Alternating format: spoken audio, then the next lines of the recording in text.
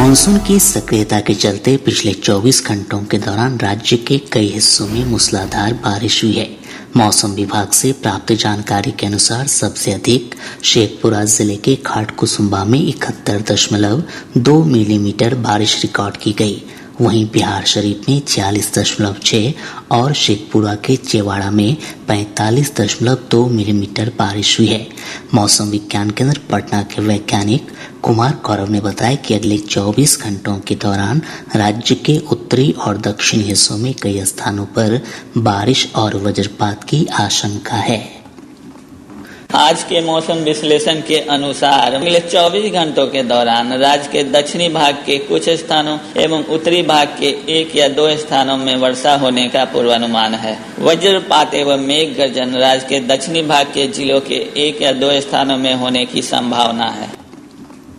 पटना स्थित जदयू कार्यालय में INDIA गठबंधन के पोस्टर को लेकर विवाद शुरू हो गया है। इस पोस्टर में गठबंधन के सह समन्वयक और जदयू के राष्ट्रीय अध्यक्ष ललन सिंह तथा उप मुख्यमंत्री तेजस्वी प्रसाद यादव की तस्वीर नहीं थी। इस पर जदयू अध्यक्ष ने गहरी नाराजगी जताते हुए पार्टी कार्यालय में लगे पोस्टर को तत्काल हटाने का निर्देश दिया। समस्तीपुर जिले के कर्पूरी ग्राम रेलवे स्टेशन को अमृत भारत स्टेशन योजना की तर्ज पर विकसित किया जाएगा। इस पर लगभग 28 करोड़ रुपए खर्च होंगे।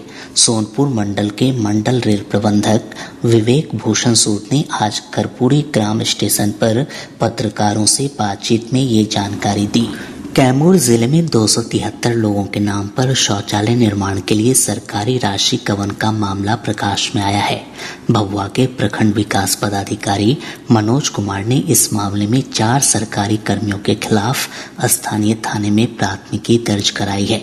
जिन कर्मियों के खिलाफ प्राथमिकी दर्ज हुई है उसमें तत्कालीन जिला समन्वयक हेमंत कुमार, तत्कालीन जिला सलाहकार यशवंत कुमार, जिला ग्रामीण विकास अभिकरण कार्यालय में प्रतिनियुक्त कार्यपालक सहायक पंकज कुमार और महुआरी पंचायत के कार्यपालक सहायक नीतीश कुमार शामिल हैं। मेरी माटी मेरा देश कार्यक्रम के अंतर्गत अमृत कलश यात्रा के लिए सहरसा में भाजपा कार्यकर्ताओं ने मिट्टी एकत्र करने का कार्य आज से शुरू किया। स्थानीय विधायक आलोक रंजन ने अमर शहीद केदारनाथ तिवारी के आवास और रमेश शाह महिला महाविद्यालय परिसर से मिट्टी एकत्र कर कार्यक्रम की शुरुआत की। भभुआ नगर थाना क्षेत्र के वार्ड नंबर 25 स्थित गुरुद्वारा के पास अपराधियों ने उत्तर प्रदेश के प्रयागराज के एक युवक की गोली मारकर हत्या कर दी।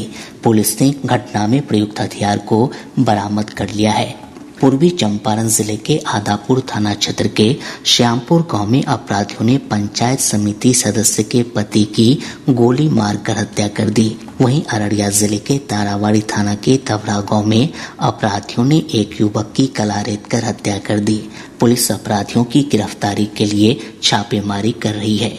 बेगूसराय जिले के नौकोठी थाना क्षेत्र अंतर्गत टूना सिंह इंटर कॉलेज परिसर से पुलिस ने अपराध की योजना बना रहे 3 लोगों को हथियारों के साथ गिरफ्तार किया है।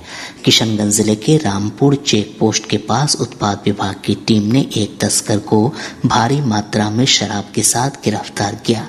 सिवान जिले के बरहड़िया थाना क्षेत्र अंतर्गत पुरोना बाजार में अपराधियों ने हथियार के बल पर एक बैंक ग्राहक सेवा केंद्र से 70,000 रुपए लूट लिए। शेखपुरा की ताइक्वांडो खिलाड़ी खुशबू कुमारी का चयन 39वीं राष्ट्रीय सीनियर ताइक्वांडो प्रतियोगिता के लिए किया गया है।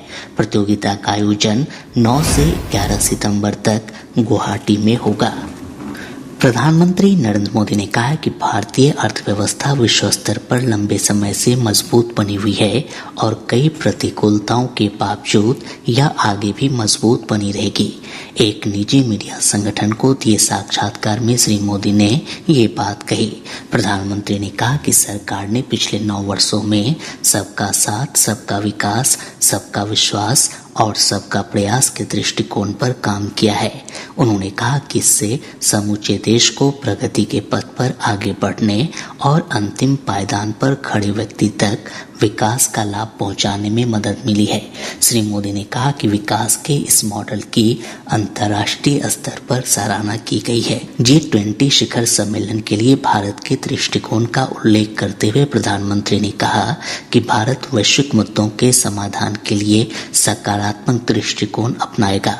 उन्होंने कहा कि G20 के अध्यक्ष के रूप में हम जैव ईंधन गठबंधन की शुरुआत कर रहे हैं, जिससे देशों को अपनी ऊर्जा जरूरतों को पूरा करने में मदद मिलेगी।